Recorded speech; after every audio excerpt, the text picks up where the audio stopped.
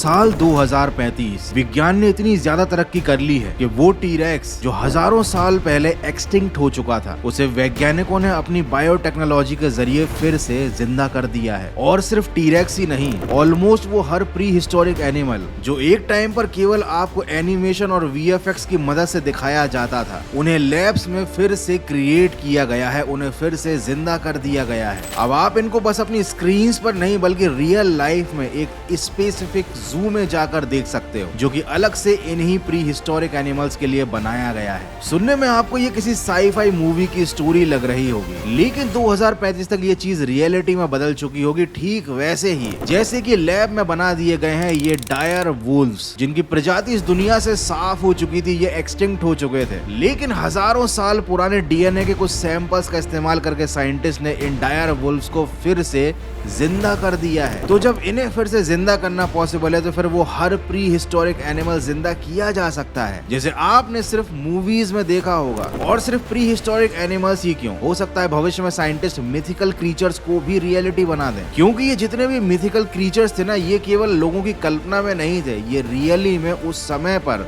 प्राचीन काल में एग्जिस्ट करते थे। जैसे कि कथूलू, यूनिकॉर्न और ड्रैगन, ये सब किसी नॉवल या फिल्म के कैरेक्टर्स नहीं है, बल्कि इनको बनाने की प्रेरणा रियल लाइफ के क्रीचर से ही मिली थी। वैसे तो इन सबको मिथ माना जाता है, लेकिन क्या हो अगर मैं आपसे कहूँ कि ये सब एक समय पर धरती पर जिंदा थे, और हो सकता है फ्यूचर में जब वैज्ञानिक इन सबको फिर से जिंदा कर दें, तो यही सारे दानव इंसान का इस पृथ्वी से खात्मे का सबसे बड़ा कारण बन जाएं।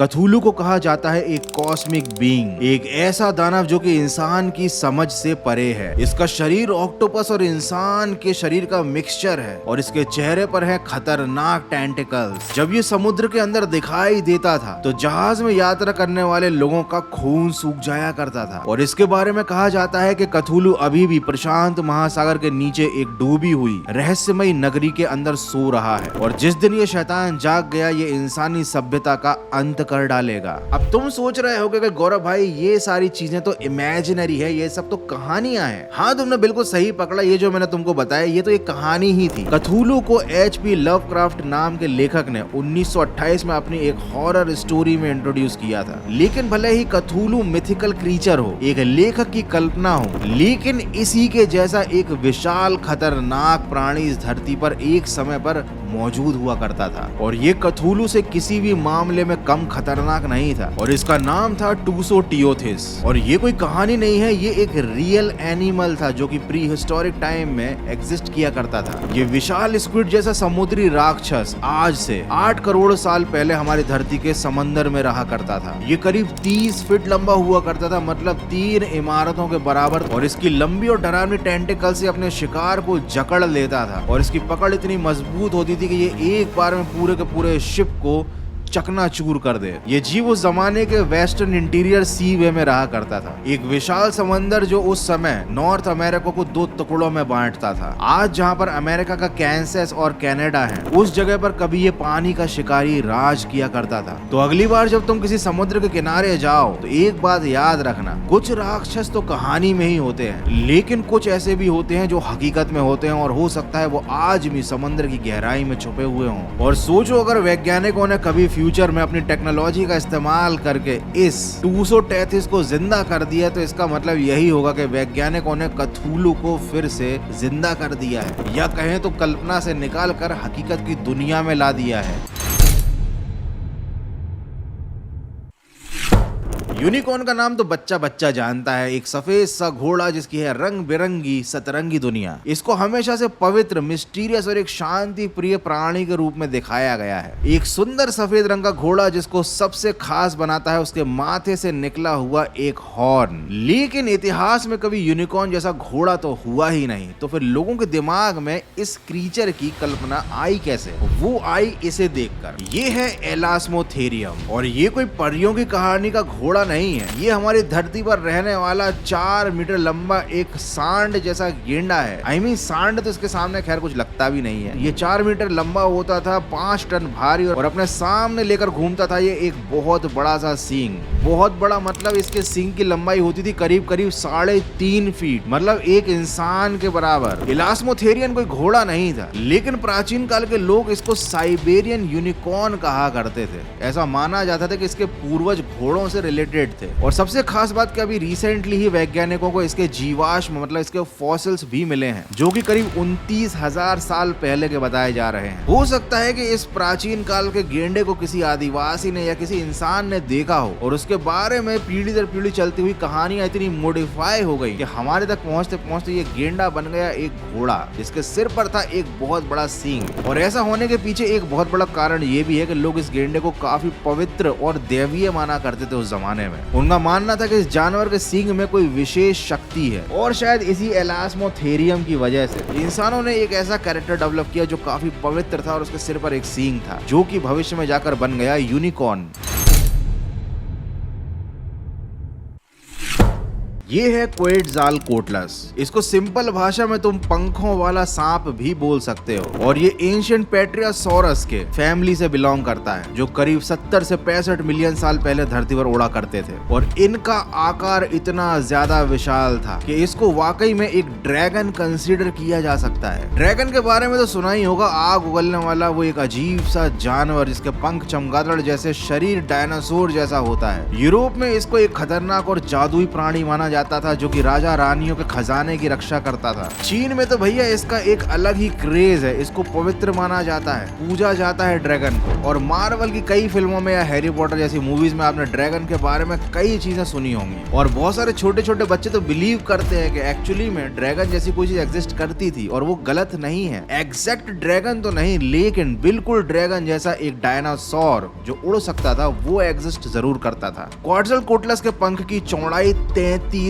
फीट होती थी, मतलब करीब 10 मीटर। इमेजिन करो एक ऐसा डायनासोर जिसका एक पंख स्कूल बस के बराबर बड़ा है, तो सोचो वो डायनासोर खुद कितना बड़ा होगा। अगर तुम इसको जमीन पर खड़ा कर दो तो इसकी ऊंचाई करीब 20 फीट तक हो सकती है, मतलब एक छोटी बिल्डिंग के बराबर। और जब हम क्वेटज़ालकोट्लस की हड्डियों पर गौर करते तो हमें उसकी विशालता को देखकर ये जरूर समझ में आ जाता है कि जब प्राचीन काल के लोगों को इसकी हड्डियां, इसके अवशेष मिले होंगे तो डेफिनेटली उन्होंने यही माना होगा कि भाई ये ड्रैगन है। इसको एक प्रॉपर नाम दे दिया गया ड्रैगन का। बस इसमें एक कमी थी कि ये आग नहीं उगल सकता था। खैर क्या भरोसा है हमारे साइंटिस्ट आने वाले समय में इस डायनासोर को जिंदा करें और उसको ऐसी शक्ति भी दे दें कि वो आग भी उगलने लग जाए।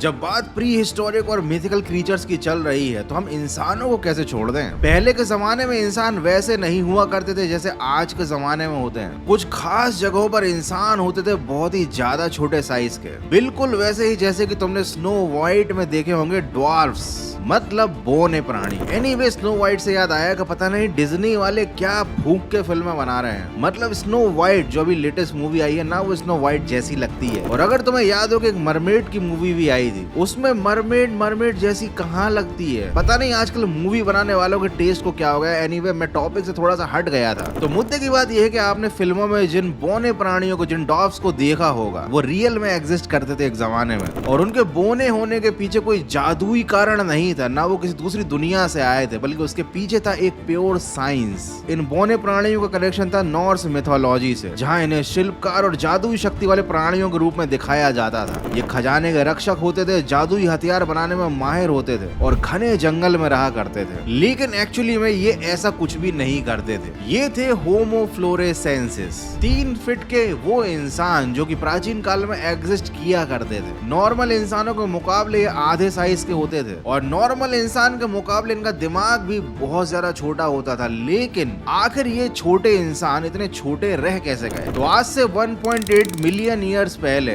होमो इरेक्टस, जो कि हमारे ह्यूमन एंसेस्टर्स माने जाते हैं, उन्होंने अफ्रीका से बाहर निकलने की सोची। उनमें से कुछ जाकर फंस गए फ्लोरेस आइलैंड पर। अब जब कोई प्रजाति किसी एक ऐसे आइलैंड पर फंस जाती है जहाँ पर वो बाकी दुनिया से अलग हो जाती है, आइसोलेट हो जाती है, तो आइलैंड डॉर्फिज्म के इफेक्ट की वजह से वो छोटे होते जाते हैं समय के साथ साथ, क्योंकि उनके पास रिसोर्सेस काफी कम होते हैं। ये एक बायोलॉजिकल फेनोमेना है जहाँ पर कोई भी स्पीशीज अगर किसी आइलैंड पर लंबे समय के लिए आइसोलेट हो जाती है तो लिमिटेड रिसोर्सेज की वजह से उनके बॉडी का साइज छोटा होता जाता है, और ऐसे ही होमो फ्लोरेसेंसेस बने जो कि छोटे रह गए इस आइलैंड पर जाने की वजह से। तो ये जो बौने लोग दिखाए जाते हैं ना फिल्मों में, ये केवल कल्पना नहीं होती या फिर ये कोई अलग जादू दुनिया के प्राणी नहीं होते। ये एक आइलैंड पर फंसे इंसानों की वो प्रजाति है जो कि एक साइंटिफिक फेनोमेना की वजह से बौनी रह गई। अब तुम बोलोगे गौरव भाई ऐसे तो फिर आइलैंड पर रहने वाले इंसानों को बौना हो जाना चाहिए, तो देखो ऐसा नहीं होता। ये जो प्रोसेस है ना ये हजारों साल चलती है, और आज भी इस दुनिया में आदिवासियों की ऐसी कई प्रजाति है जो कि आइलैंड पर ही रहते हैं और उनकी हाइट नॉर्मल इंसानों के मुकाबले काफी कम होती है। तो ये जो होमो फ्लोरेसेंसेस थे ना, इन्हीं की वजह से बौनों की कल्पना की गई और इन्हें जादुई किस्से कहानियों में जोड़ दिया गया। हालांकि मुझे नहीं लगता कि कोई भी वैज्ञानिक इतना ज्यादा रिसर्च करके इस बायोटेक्नोलॉजी का यूज करके बौनों को फिर से जिंदा करने की कोशिश करेगा। लेकिन एक ऐसा खतरनाक मॉन्स्टर जरूर है इस दुनिया में जिसे हो सकता है साइंटिस्ट फिर से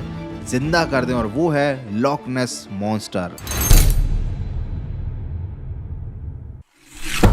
तो ये जो मॉन्स्टर है ना लॉक नेस तो नहीं, बेसिकली ये लोच नेस है। इसका नाम उस लेक के नाम पर रखा गया है जहां पर इसे सबसे पहली बार देखा गया था। ये लेक है स्कॉटलैंड में। ये 23 माइल्स लंबी और 750 फीट गहरी एक फ्रेश वाटर की लेक है, और 1934 में इस लेक का एक फोटोग्राफ बहुत ज्यादा वायरल हुआ था जिसमें एक मॉन्स्टर की गर्दन दिखाई दे रही थी, और तब से इस मॉन्स्टर को नाम दिया गया लोच नेस मॉन्स्टर। हालांकि उसके बाद ना ये मॉन्स्टर कभी दिखाई दिया और ना ही इस बात की कभी पुष्टि हो पाई कि जो फोटो में एक लंबी सी गर्दन दिख रही है ये आखिर है किसकी। बहुत से लोगों ने क्लेम किया कि ये एक खिलौना है, बहुत से लोगों ने क्लेम किया ये फोटोग्राफी का कमाल है, लेकिन वैज्ञानिकों का कुछ और ही मानना है। उनके अकॉर्डिंग ये है डोरेमोन का पीसूके। एनीवे मैं मजाक कर रहा था। वैज्ञानिकों के मुताबिक ये प्लेसियोसॉर नाम का डायनासोर हो सकता है जो कि शायद अभी भी सरवाइव करता हो फ्रेश वाटर की लेक में। ये डायनासोर एरा का एक वो रेप्टाइल था जो कि पानी के अंदर रहा करता था और इसकी गर्दन काफी ज्यादा लंबी हुआ करती थी। ऐसा माना जाता है कि करीब 65 मिलियन साल पहले ये प्राणी इस धरती से एक्सटिंक्ट हो गए थे, लेकिन 2022 में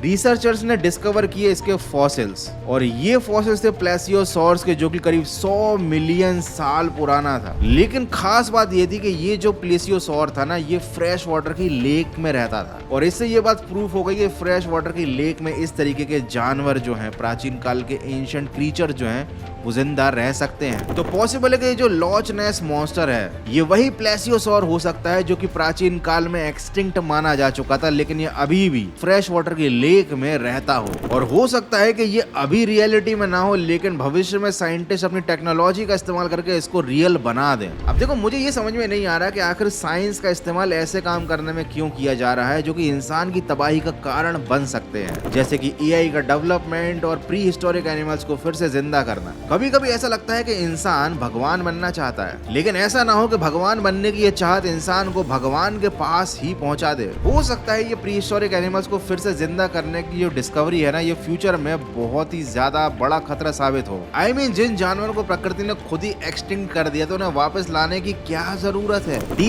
एक्सटिंक्शन का खेल तुम समझना चाहते हो तो मेरा ये वीडियो जरूर देख लेना, या फिर YouTube पर सिंपली सर्च कर लेना गौरव कटारे डायर वॉल्व्स। और हाँ, उस वीडियो को देखने से पहले इस वीडियो को लाइक कर देना, अगर वीडियो अच्छा लगा तो सब्सक्राइब कर देना चैनल को, अगर पहली बार आए हो तो। मिलते हैं अगले एक और फाड़ू वीडियो में।